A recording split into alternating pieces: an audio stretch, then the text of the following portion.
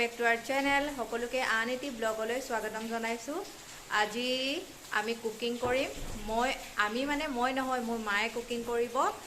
আজি বনাম আমি মাটিমাহৰ তৰকাৰী।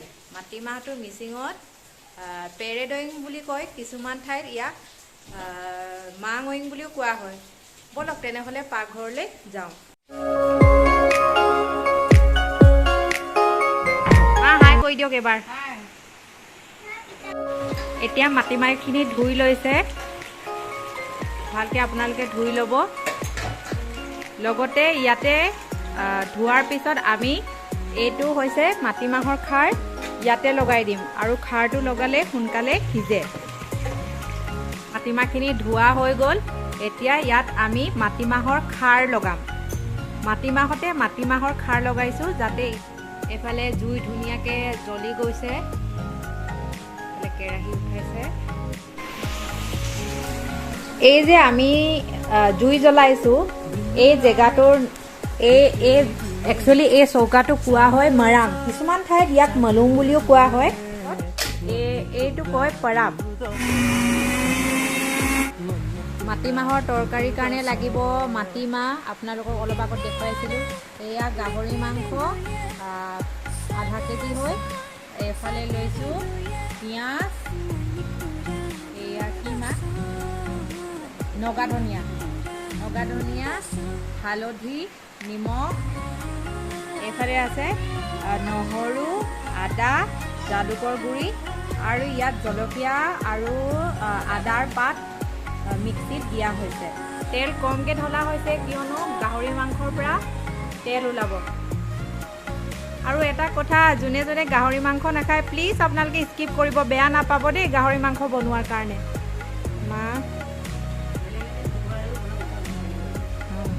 মায়ে কৈছে বেলেগ এদিন কুকুৰা মাংসৰেও বনাই পেলাই দেখুৱাম আপোনালোকক। আজি গাহৰিৰে বনাই দেখুৱাইছোঁ, এতিয়া জ্বলি যাব, সেইকাৰণে মাংসখিনি আগত দিছে, যাতে মাংসৰ পৰা অলপমান তেল ওলোৱাৰ পাছত পিঁয়াজখিনি দি দিম।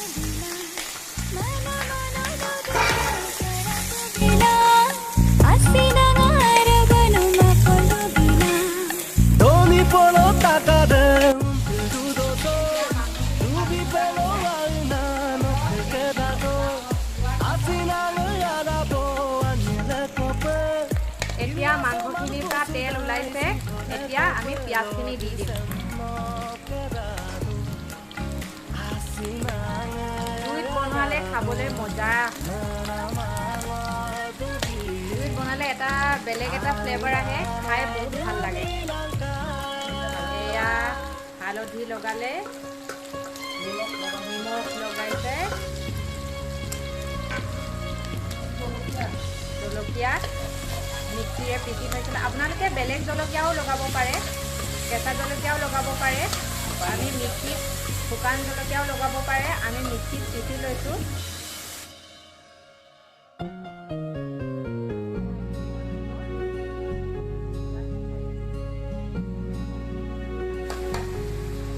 মোৰ ফ্ৰেণ্ড বহুতেই মিচিং ঘৰ দেখা নাই, সেইকাৰণে এই ভিডিঅ'টোৰ থ্ৰু দিয়ে তোমালোকক চবকে দেখুৱাই দিছোঁ।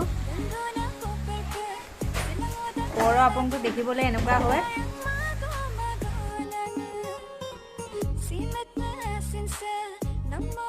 সেইকাৰণে মাটিমাহখিনি এতিয়া দি দিব।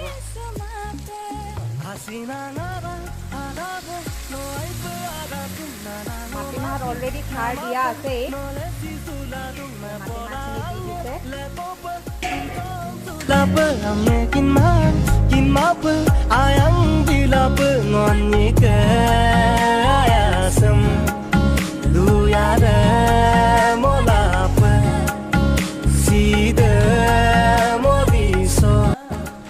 গৰম পানী কিনাৰতে থৈ দিছিলে, সেই গৰম পানীখিনিকে ঢালি দিছে।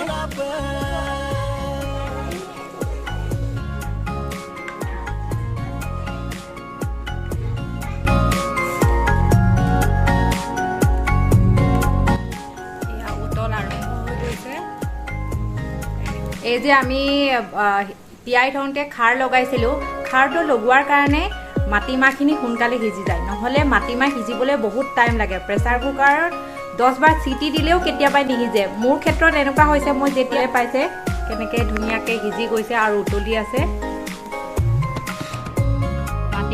চব্জিখিনি সিজিবলৈ অলপমান টাইম লাগিব। মায়ে এই গৰমত জুইত বনাইছে ভিডিঅ'টোৰ কাৰণে, বেচাৰি বহুত গৰম পৰিছে বুলি কৈছে। ইমান টাইম লাগে, মেহনত লাগে, তেতিয়া খাবলৈ বহুত ভাল হয়, নহ'লে খাবলৈ ভাল নহয়।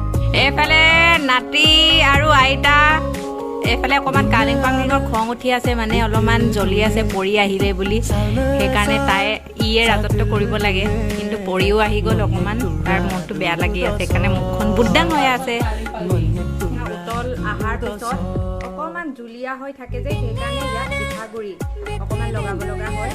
সেইটো লগাই আৰু আপোনালোকে দেখি আছে, পিঠাগুড়ি লগাই দিছে। পিঠাগুড়িটো লগালে ডাঠ হৈ যায়, তেতিয়া খাবলৈ বহুত ভাল হয়।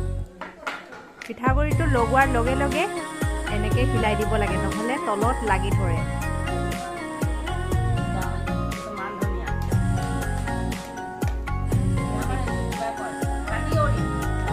দেখিবলৈ পাইছে, এয়া অলপমান থৰিয়া নহৰু, জালুক আৰু নগা ধনিয়া, সেইটো মিচিঙত বাতি অৰি বুলি কয়, সেইখিনি লগাই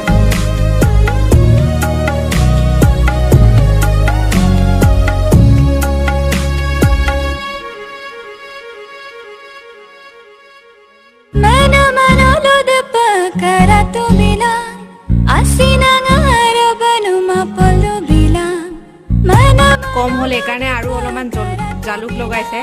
আমাৰ মিচিং মানুহে অকণমান জ্বলাটো বেছি খায়, আৰু মোৰ ঞাই মানে মোৰ মাদাৰ ইন ল'ৰ এটা ডাইলগ আছে, জ্বলাতে সোৱাদ, সেইকাৰণে আৰু অকণমান জালুক লগাই দিলে, আৰু ডাঠ হৈ গৈছে।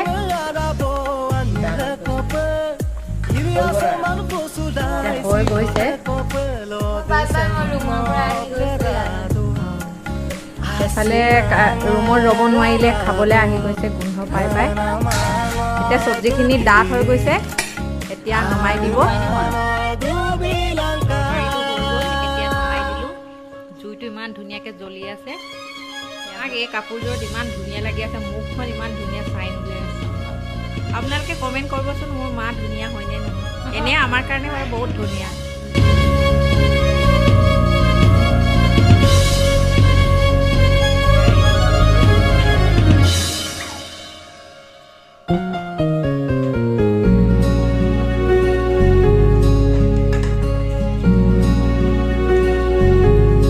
আপংটো টেষ্ট কৰি লৈছে।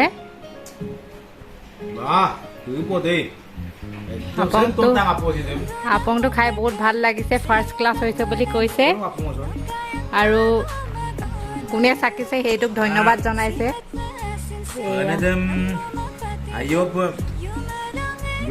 Gamusang ko bigay lang ba sadur ko bigay lang kumpul nama yang puro ko sempat aru apung goro ko kengkal test কৰি চাইছে।